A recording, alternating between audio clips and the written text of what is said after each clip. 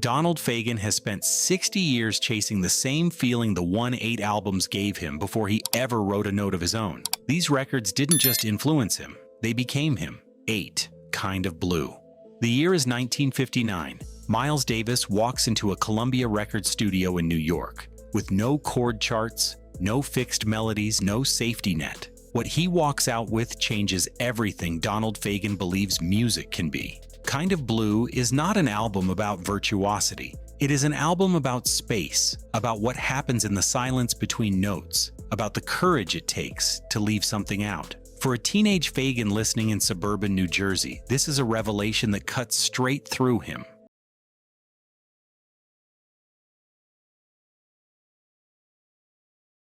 Davis builds each track on modal scales instead of complex chord changes, giving his players room to breathe, room to think, room to feel their way forward. The result is music that moves slowly and deliberately, like a man who knows exactly where he is going and sees no reason to hurry. It's one of the best things you can donate your time or money to, because Paul Chambers holds the low end with quiet authority. Jimmy Cobb keeps time like a whisper. And Davis himself plays with a kind of controlled sadness that no amount of technical training can manufacture or explain. Every note feels chosen. Every silence feels earned. Fagen absorbs all of it. The lesson is permanent and precise, that sophistication is not about complexity. It is about intention, that a song can be harmonically advanced and emotionally naked at the same time. That restraint, executed with total conviction, is the most powerful creative force in any room. Kind of Blue teaches Fagen not what to play. It teaches him what to leave behind. 7. The Blues and the Abstract Truth. Donald Fagen doesn't just love this album, he uses it. When Steely Dan walks into the studio to record Aja in 1977, Fagen pulls Oliver Nelson's 1961 masterpiece off the shelf and hands it to his horn arrangers like a set of instructions. He wants the brass to sound exactly like this closely voiced, harmonically layered, every instrument locked into every other with the precision of a Swiss watch. The Blues and the Abstract Truth is not an influence on Fagen's work. It is a blueprint sitting right there on the desk.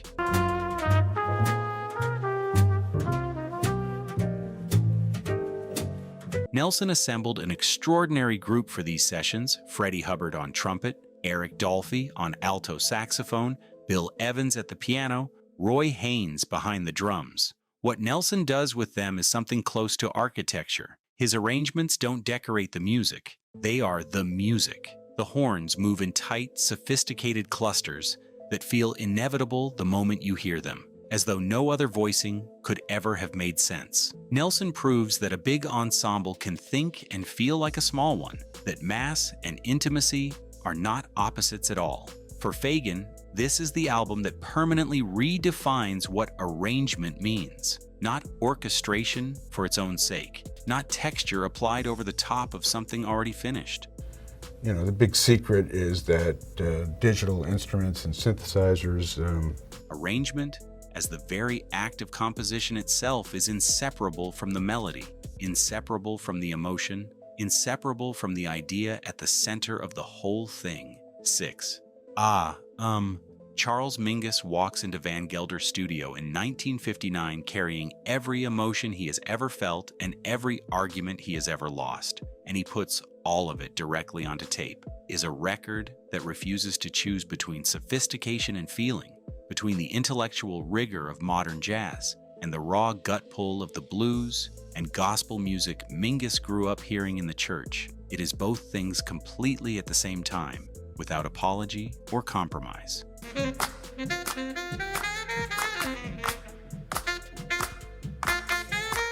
For Donald Fagen, still working out what kind of musician he wants to become, this album answers a question he didn't even know he was asking. The compositions move through registers of grief and celebration, through elegies for Lester Young and Charlie Parker, through swinging hard bop workouts that feel like pure physical joy. Because it's, I think it affects people directly. I think it affects people. Mingus conducts his band like a man possessed, pushing each player toward their most personal and unguarded expression. Drummer Danny Richmond locks in with Mingus so completely that rhythm and melody begin to feel like the same thing. And through all of it, the blues runs underneath like a current, dark, warm, and completely alive. Fagen takes note of everything. The lesson Mingus delivers is the one Fagen will spend decades applying, that music made with genuine intelligence does not have to surrender its emotional core to get there, that the head and the heart are not in competition, that the most sophisticated thing a musician can do is feel something real and find exactly the right way to say it. 5. Highway 61 Revisited. Donald Fagen doesn't tell many people about this one. He listens to it alone, shutters drawn, on a crackly copy he has owned for decades. Highway 61 Revisited is his secret album that sits closest to something private and unguarded in him. Dylan recorded it in 1965 with a loose electric band and a microphone set close enough to catch every breath, every smirk, every sardonic curl of the lip.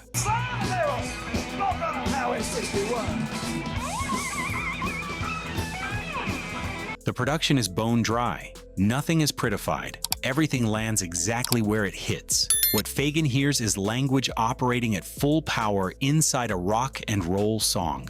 Dylan packs these tracks with imagery that is cinematic, absurdist, and brutally funny all at once. Newport Hotel and the... I saw it. I fantasized what it must have been like. The kind of writing that makes you feel stupid and alive in equal measure. The distance in Dylan's voice, the refusal to explain himself, the confidence to be cryptic and still completely compelling, all of it lodges permanently inside Fagen's creative instincts. Steely Dan's whole sensibility is in here somewhere. The dry mix, the literary ambition, the sardonic narrator standing slightly outside the song looking in.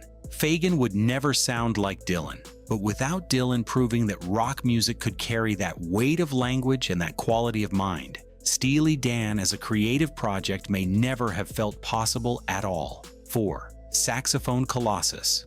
Sonny Rollins recorded this album in one session in 1956, and the result is one of the most complete and commanding performances in the history of jazz.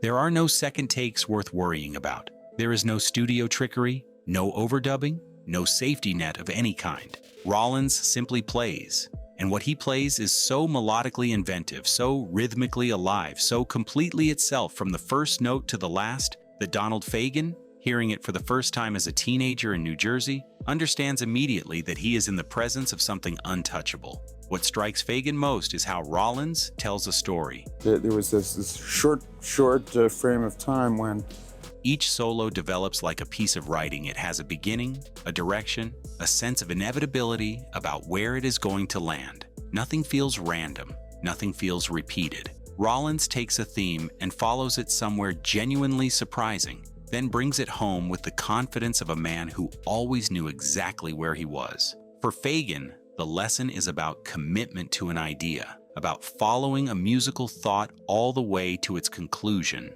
without flinching. Saxophone Colossus is proof that invention and discipline are not opposites, that the freest playing in the world is built on the deepest preparation. 3. Genius of Ray Charles. Ray Charles made this record in 1959 with a full big band behind him, and the combination is so natural and so powerful that it feels less like a creative decision and more like an inevitability. The blues is already in his voice. The jazz is already in his phrasing. The gospel is already in the way he attacks a note and bends it.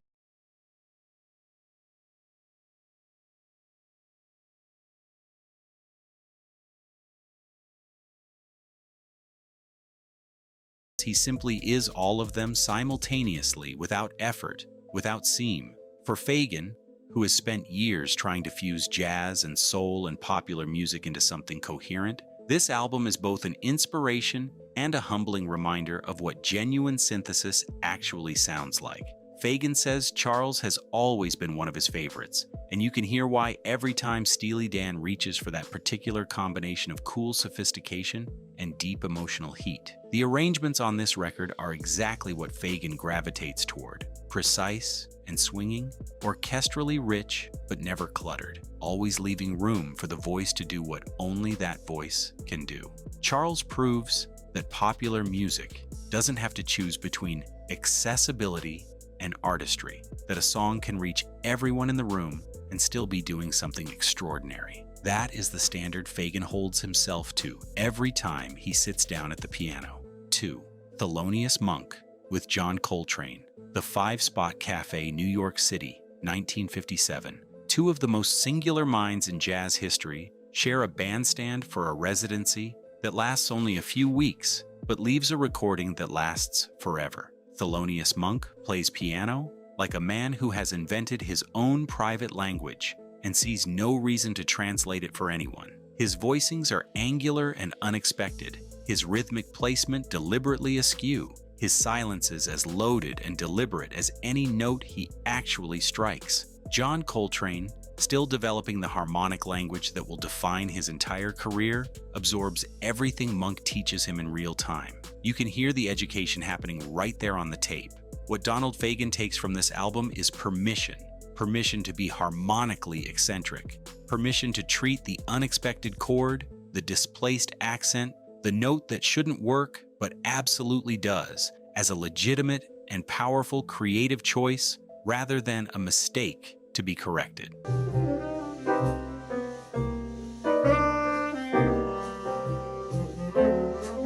Monk proves that a musician can build an entire artistic identity out of what everyone else would call wrong and come out the other side sounding more right than anyone in the room. Fagen's own keyboard style carries Monk's fingerprints all over it. The clustered voicings, the dry attack, the refusal to smooth every corner into something comfortable and easy. Steely Dan's harmonic complexity does not arrive from nowhere. It arrives from hours spent with this record, from a young Fagen understanding that the most interesting place to go is always the place nobody else thought to look. 1. Out of the cool. Gil Evans made this record in 1960, and nobody quite knows what to call it. It is jazz, but it is like classical music. It is orchestral, but it breathes like a small group. It is cool on the surface and burning with feeling underneath, restrained and voluptuous at the same time, controlled and completely alive.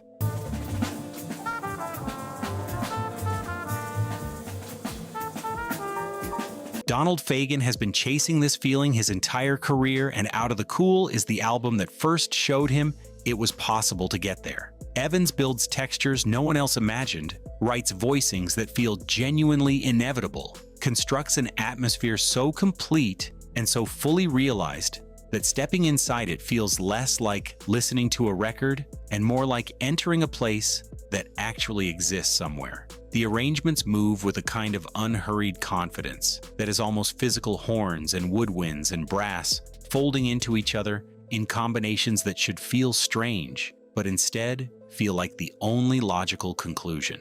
Evans treats the full orchestra the way a great small group treats silence, as something to be shaped, weighted, and released at exactly the right moment. Every texture earns its place. Every transition feels like breathing.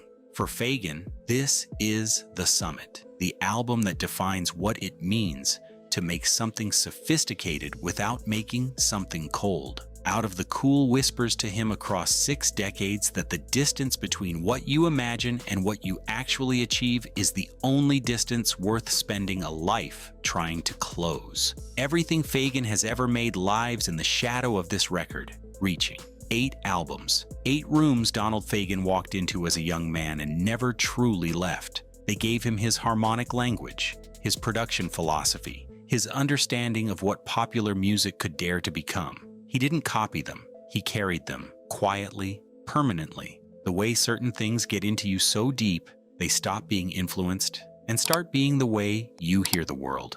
Everything else followed from here.